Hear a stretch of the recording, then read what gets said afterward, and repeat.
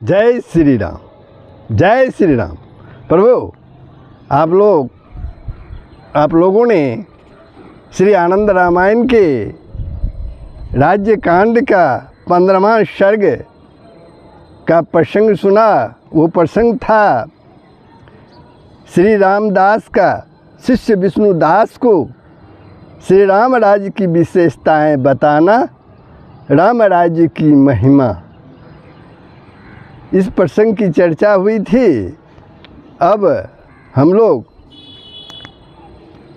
प्रभु श्री आनंद रामायण के राजकांड के 16वें सर्ग में प्रवेश कर रहे हैं। इसका प्रसंग है, इस सर्ग में जो प्रसंग है वो है श्री रामचंद्र जी द्वारा कुश, लव एवं भाइयों को राजनीति का उपदेश देना, राजा के गुण दोषों का वर्णन, धर्मपूर्वक राज्य शासन की महिमा। ये प्रसंग है। प्रभु, प्रसंग प्रारंभ हो उससे पहले आप लोगों से नम्र निवेदन है, यदि आपने वीडियो को सब्सक्राइब नहीं किया है तो अवश्य ही सब्सक्राइब कर देंगे, बेल आइकन को दबा देंगे, कमेंट भी करेंगे और शेयर भी करेंगे। जय श्री राम। तो प्रसंग प्रारंभ होता है। आप तो जान ही रहे हैं कि आनंद रामायण जो है गुरु रामदास और उनके शिष्य विष्णुदास के बीच जो वार्तालाप हो रही है उससे प्रसंग आगे बढ़ता है। तो श्री रामदास जी बोले अपने शिष्य विष्णुदास से, एक बार की बात है, राघवेंद्र श्री रामचंद्र जी ने अपने दोनों पुत्रों कुश एवं लव तथा लक्ष्मण, भरत और शत्रुघ्न, इन तीनों भाइयों को एकांत स्थान में बुलवाया और उन्हें बड़े आदर भाव से विस्तार पूर्वक राजनीति का उपदेश प्रदान किया। श्री राम ने कहा कि हे वत्स, कुश तथा लव एवं सभी भाइयों, तुम लोग सावधान मन से ध्यान पूर्वक सुनो, मैं तुम्हें राजनीति की शिक्षा दे रहा हूँ। हे कुश, मेरे वैकुंठ लोक चले जाने पर तुम ही इस संपूर्ण पृथ्वी के राजा बनोगे, अतः तुम विशेष सावधानी के साथ श्रवण करो। चिरकाल तक जीवित रहने की इच्छा वाले राजा को चाहिए कि वह कभी भी झूठ ना बोले। जो राजा काम और क्रोध को जीत लेता है वह सदा सुखी रहता है। राजा को चाहिए कि वह पर स्त्री पर कभी भी आसक्ति ना रखे। सत्य, शौच, दया, शांति, सरलता, मधुर वाणी तथा ब्राह्मण, गौ एवं साधु पुरुष पर सदा श्रद्धा भक्ति रखना, ये 7 गुण राजा को सदा ही कल्याण प्रदान करने वाले हैं। सत्यम, शोचम, दया, शांति, राजरम, मधुर वचः, द्विजगोयति, सद् भक्ति, सप्तते शुभदा गुणा। इसी प्रकार निंद्रा, आलस्य, मद्यपान, द्रुत कीड़ा यानी जुआ, बड़ांगनाओं पर आसक्ति, अति कीड़ा तथा अत्यधिक मिट गया, ये राजा के 7 दोष हैं। निंद्रालस्यम, मद्यपानम, धूतम, बड़ांगना रति, अति क्रीडात्मिज्ञात, सप्त दोषा निरपस्य च। अतः राजा को इनका परित्याग करना चाहिए। राजा को अपनी प्रजा पालन अपने पुत्र के समान करना चाहिए। राजा को अपनी प्रजा से आय का 6ठा भाग राज्य कर के रूप में लेना चाहिए। राजा को चाहिए कि वह गुप्तचरों के द्वारा संपूर्ण पृथ्वी के घटनाक्रम की जानकारी लेता रहे। दूसरे राज्य की गतिविधि की जानकारी के लिए राजा को चाहिए कि वह नाना प्रकार का वेश धारण करने वाले 2-2 अथवा 5-5 दूत भेजता रहे। श्रेष्ठ राजा को चाहिए कि वह दूसरे के दूत पर विश्वास ना करे। परिस्थिति के अनुरूप साम, दान, दंड तथा भेद इन 4 नीतियों को राजा को प्रयोग करना चाहिए। साम दाम दंड भेद, इन परिस्थिति जैसी है वैसे ही इनका प्रयोग राजा को करना चाहिए। श्रेष्ठ राजा को चाहिए कि वह युक्तिपूर्वक समय पर अपने कार्य को सिद्ध करता रहे। वह अपने मन में सोची भी नीतिगत बात को किसी से भी ना कहे। सामान्य जनों को यहाँ तक कि मंत्रियों को भी कार्य सिद्ध हो जाने पर ही बतलाए। श्रेष्ठ राजाओं को चाहिए कि वे प्रत्येक मास अपने खजाने की स्थिति का स्वयं निरीक्षण करता रहे। सेवक जनों की बात पर विश्वास ना करे। राजाओं को चाहिए कि वे प्रत्येक वर्ष अपने राज्य के नगरों, भवनों तथा सीमा पर बनी हुई परीक्षाओं के संबंध में अपने मंत्रीजनों के साथ विचार विमर्श करता रहे। श्रेष्ठ राजा को चाहिए कि वह प्रत्येक 4 महीने के बाद अपने अस्त्र शस्त्रों, बाणों तथा अन्य भंडारों की देखरेख करे। प्रत्येक 15 दिन के अंतर पर हाथियों की तथा 8-8 दिनों पर घोड़ों की और प्रत्येक महीने के बाद वस्त्र भंडार का निरीक्षण श्रेष्ठ राजाओं को स्वयं करते रहना चाहिए। तोते आदि पाले हों तो उनकी जानकारी प्रत्येक 3 दिन पर लेते रहना चाहिए।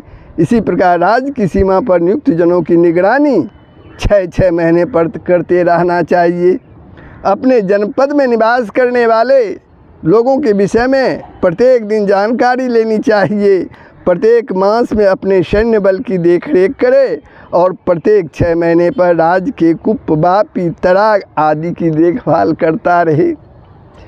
पुष्पोद्यानों, बगीचों आदि की देखभाल श्रेष्ठ राजा को चाहिए कि वे प्रत्येक महीने में वहाँ स्वयं जाकर करे या श्रेष्ठ मंत्रियों के द्वारा करवाए। राजा को चाहिए कि वो अपनी सेना साथ लेकर साल भर बाद अथवा प्रत्येक 6 महीने पर अथवा 3-3 महीने पर अपने राज्य में भ्रमण कर सब कुछ निरीक्षण करता रहे।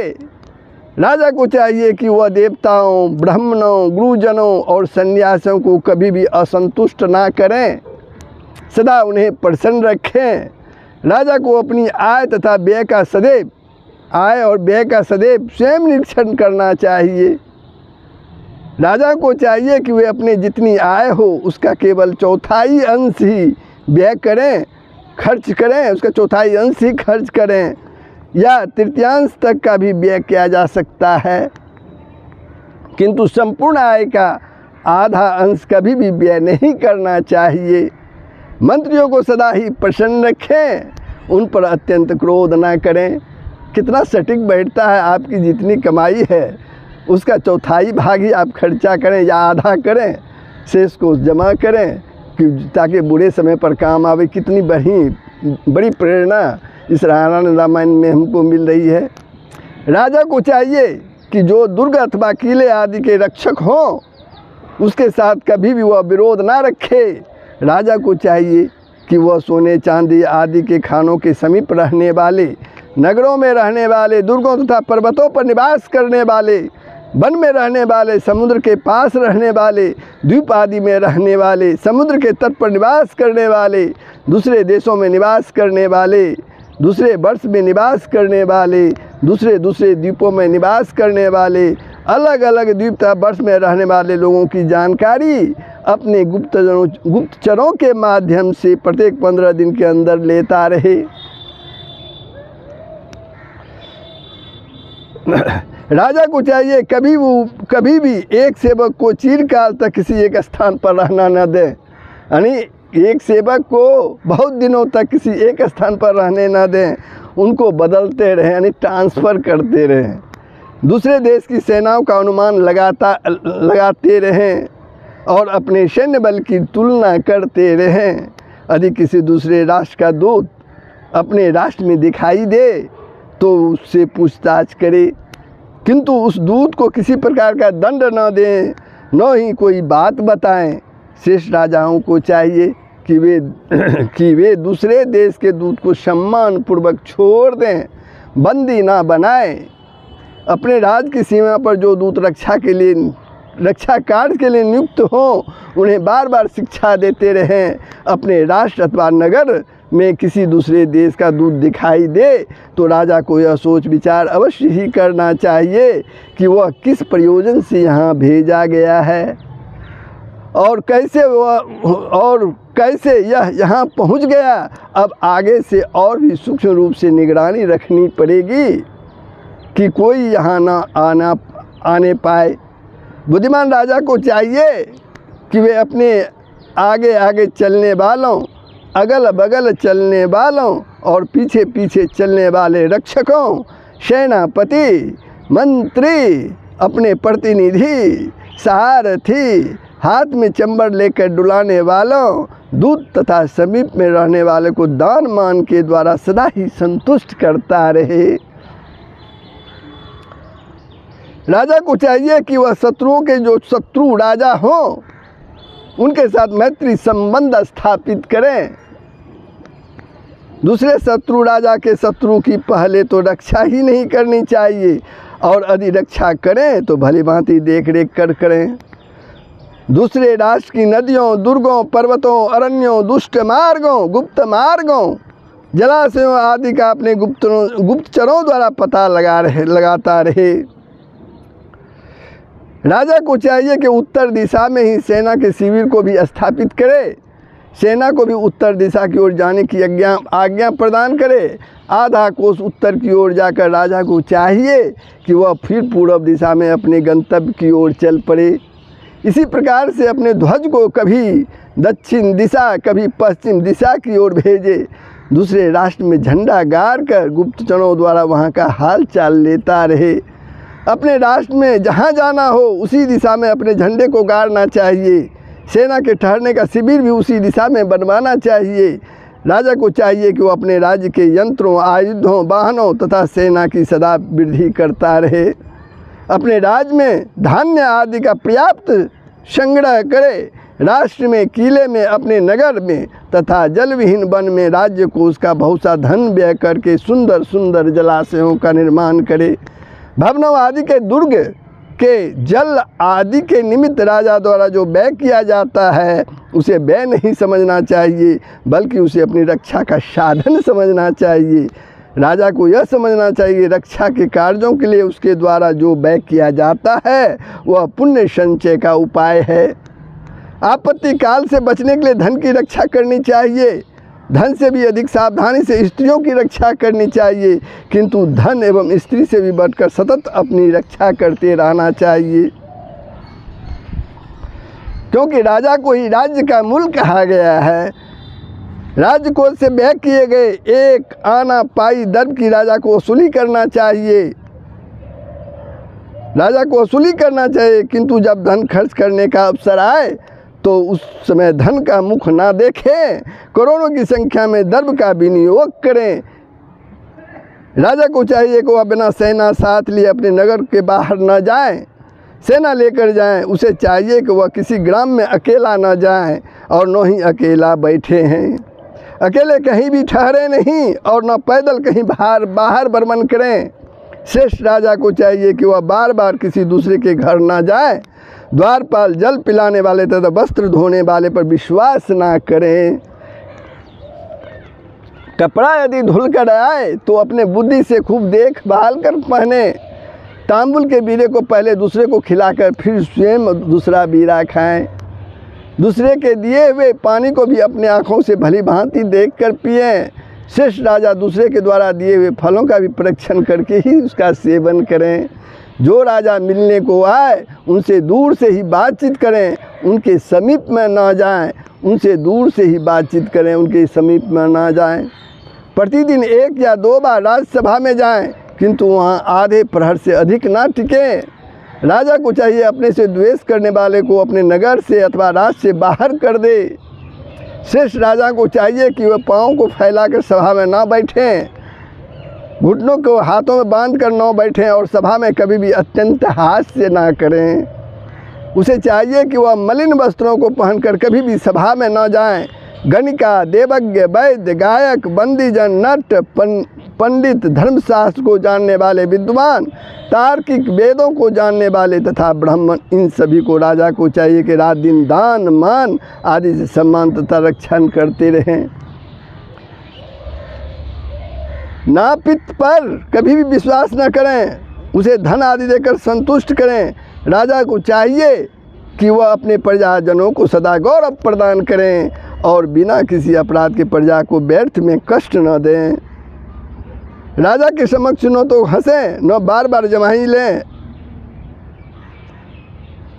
इसी प्रकार भली भांति उनका परीक्षण करके अंतर ही राजा से, कोई भी अगर आगंतुक राजा से मिलने के लिए आते हैं तो उनका भली भांति उनका परीक्षण करने के बाद ही राजा से मिलने भीतर जाने दें। जो राजा से मिलने आए वे राजा को प्रणाम करने के बाद ही अपने आसन पर बैठें। मांडलिक राजाओं को चाहिए कि वे सभी राजाओं के समक्ष स्थित आसनों पर बैठें तथा हाथ पैर समेट कर राजा की ओर देखते हुए स्थिर रहें। राजा के समक्ष न तो हंसें न बार बार जमाई लें, न छीकें न थूकें। सभी मांडलिक राजाओं द्वारा राजसभा में आने पर अथवा वहाँ से जाने पर दोनों समय राजा को बार बार प्रणाम किया जाना चाहिए। रात्रि के समय राजा नगर आदि का समाचार जानने के लिए अपने मित्र को साथ लेकर और अपने को कंबल आदि से ढककर छद्म भेष में बाहर घूमने निकले। नगर के द्वारों, फाटकों आदि की अर्गला आदि का निरीक्षण करें। राज्य में लोग अच्छा बुरा क्या कहते हैं सब कुछ सुना करें। इसकी जानकारी के लिए वे स्वयं ही भ्रमण करें या किसी विश्वस्त व्यक्तियों को वहां भेजें। नगर में लोग उनके विषय में क्या क्या कहते हैं, इन बातों को राजा को प्रयत्नपूर्वक प्रत्येक रात में ध्यान से सुनना समझना चाहिए। अपने घर में कलह नहीं करना चाहिए, अपने घर में कलह नहीं करना चाहिए। सभा में विराजमान होने पर घरेलू कार्य के विषय में थोड़ी भी कोई चर्चा ना करें। सभा में मौन होकर बैठें और थूकें नहीं। राजा को चाहिए कि वह सभा में स्थित रहने पर अपने हाथों से अपना सिर न खुजलाएं। शत्रुओं की उन्नति सुनकर अपना धैर्य न खोएं। राजा को युद्ध क्षेत्र से कभी भी पीछे नहीं भागना चाहिए और न भी कभी शत्रु को अपनी पीठ दिखलानी चाहिए। राजा को चाहिए कि बड़ी नदी को भी नौका से कभी भी पार ना करें। बिना पुल के राजा को कभी भी नदी पार नहीं करनी चाहिए। राजा को अपने पुत्रादि परिवार के साथ कभी भी नौका द्वारा नदी को पार नहीं करना चाहिए। साथ ही अपने पुत्रों के साथ वह नौका में जल क्रीड़ा ना करें। राजा को न तो बाजार के मध्य में खड़ा होना चाहिए और न ही चौराहों पर खड़ा होना चाहिए। राजा को अपनी रानी तथा पुत्र को ताड़ित नहीं करना चाहिए। राजा को चाहिए कि अपने राज्य की मोहर लगे स्वीकृति पत्र के बिना न तो किसी को राज्य से बाहर जाने दें और न ही किसी को प्रवेश की अनुमति प्रदान करें। राजा को यह व्यवस्था करनी चाहिए कि वन में अथवा मार्ग में चोर लुटेरे लूटपाट न कर सकें। राजा को तीर्थ अतिरिक्त अन्य अवसरों पर कभी भी मुंडन नहीं करना चाहिए। राजा को चाहिए कि वे पर्व के अवसरों पर घर में स्नान न करें। राजा पांव से धनुष और बाण को ना छुएं। सुख शारिका आदि के साथ बहुत समय तक क्रीड़ा ना करें। ब्राह्मणों के साथ वाद विवाद ना करें। राजा को चाहिए कि वे दरवाजे पर खड़े न रहे न बैठे ही। राजा को चाहिए कि वह बीच रास्ते में ही न बैठें और किसी तरह का खेद ना करें।